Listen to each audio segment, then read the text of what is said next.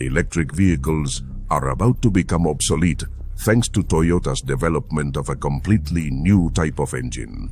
Unprecedented in its environmental respect, this cutting-edge engine, currently under development by Toyota, is set to revolutionize the automotive world. Get ready for a major shift in the industry as we delve into Toyota's groundbreaking engine, which could potentially overshadow the entire electric vehicle sector. Surprisingly, Toyota is working on a water-powered engine, something akin to their hydrogen fuel cell electric vehicles, like the Toyota Mirai, and it's like their newly developed hydrogen-powered internal combustion engines, such as the 1.6-liter 3-cylinder hydrogen engine. Historically, hydraulic motors have been a significant target for the automotive industry due to its potential advantages over traditional engines and select vehicles. Despite numerous attempts to create water-powered engines that are viable and reliable for everyday use, success remains elusive. However, Toyota is ready to change this trend with its new water engine. Unlike previous attempts, often made in resource-limited environments such as sheds, Toyota has substantial funding and the ability to rigorously test its engine in various conditions. The question arises, how does this hydraulic engine work? Basically, the engine works like an HHO generator, just with a few minor tweaks to suit regular vehicle use. The engine developed by Toyota is quite similar to the hydrogen combustion engine of the Toyota Yaris GR H2. However, instead of using pre-processed hydrogen, this engine processes it internally, splitting hydrogen from oxygen through a chemical reaction. Basically, the engine uses electrolysis to split H2O molecules. Once the electrodes in the water tank emit high voltages, hydrogen and oxygen are separated. This process means no need for heavy and heavily armored tanks required for electric vehicles with fuel cells. And as for hydrogen combustion engines, the hydrogen is stored in the form of water. Containing hydrogen on its own is tough, but this water-driven vehicle works similar to hydrogen combustion engines. After separating the oxygen, the hydrogen heads to the engine, where it burns in a way similar to compressed natural gas, CNG. The general operation of the engine is similar to CNG-powered engines and requires fuel injectors adapted for compressed gas. The cylinder heads, pistons, and valves need reinforcing due to the high combustibility of hydrogen, requiring tougher components. In terms of long-term environmental benefits, this tech promises almost zero emissions compared to traditional internal combustion engines. Aligning with electric vehicles, it also provides greater comfort than any other type of engine. As long as there is access to water, which is plentiful and inexpensive, refueling is easy and cost-effective. Moreover, if this engine becomes widespread, it could significantly reduce the need for oil extraction. Then fossil fuels might be used mainly in heavy machinery or large-scale power production. Another key environmental benefit is the reduced need to mine rare metals, which is now one of the most harmful aspects of the automotive industry to the environment. Extracting these metals often leads to significant water and soil contamination, rendering nearby areas uninhabitable. Toyota's introduction of the hydraulic motor could mitigate these environmental impacts, turning it into a potentially revolutionary development in automotive technology. When we compare water engines with hydrogen combustion engines and fuel cell vehicles, FCC, marketed as zero emission, we see that water engines excel in various ways. Firstly, storing water requires little to no effort, whereas hydrogen storage is a whole different story. It requires specific conditions, and above all, much more money. And let's not forget, it's much more harmful to the environment. You see, hydrogen in its pure form is an extremely difficult gas to contain.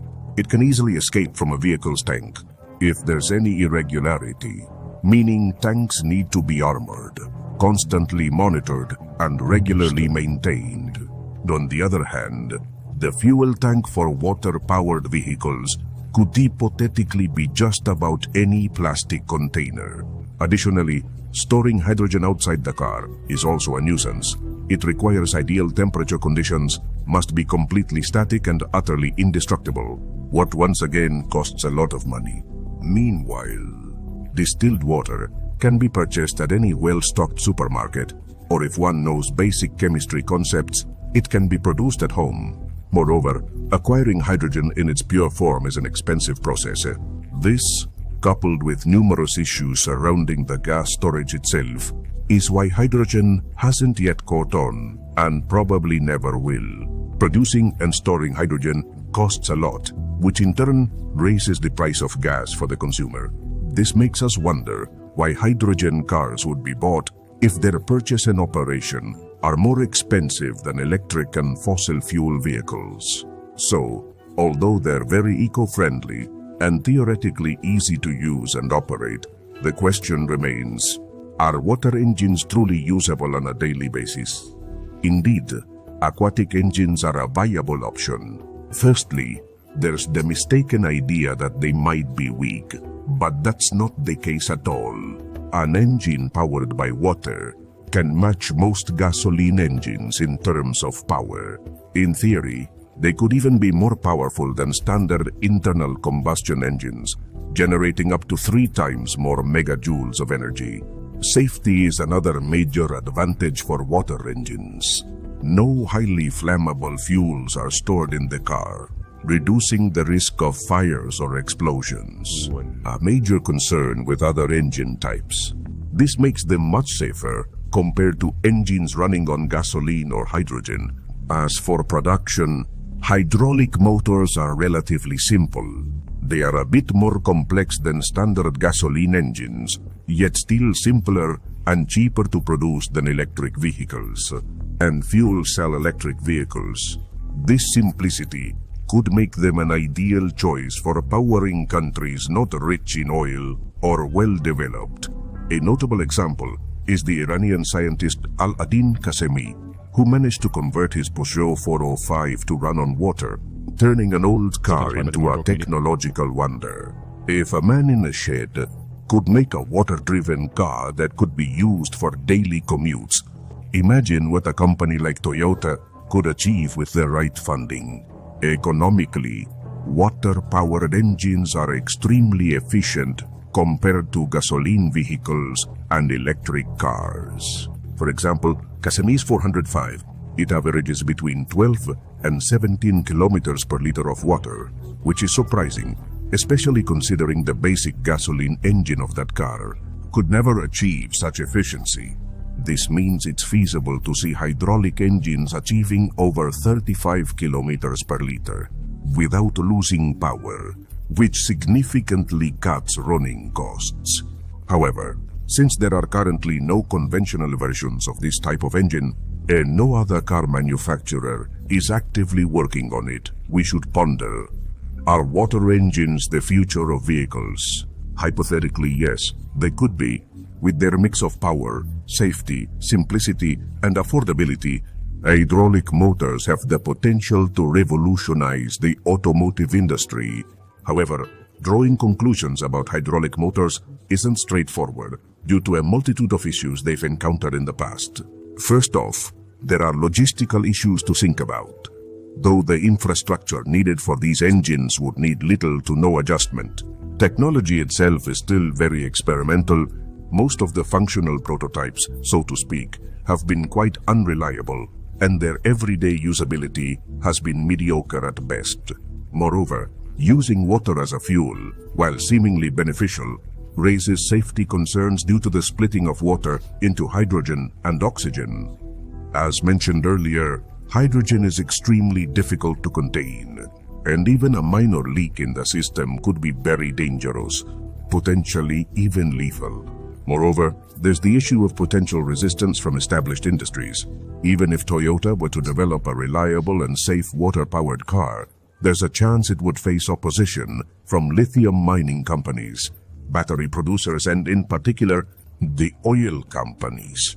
By using water as fuel, this would greatly lessen the reliance on fossil fuels in daily life, along with the need to extract rare and expensive elements such as cobalt and lithium. this could threaten the business interests of some of the world's most profitable companies, such as Rio Tinto. These companies could exert their influence to discourage further development of such engines. Rumors suggest something similar might have happened about 25 years ago with the first officially functioning water-powered car. This indicates the complex interplay between technological innovation and business interests. The story of Stanley Allen Meyer and his water-powered car is truly dramatic and controversial in the history of automotive innovation. Meyer, as he and his brother claimed, was in constant danger and received threats from people believed to be representatives of oil companies.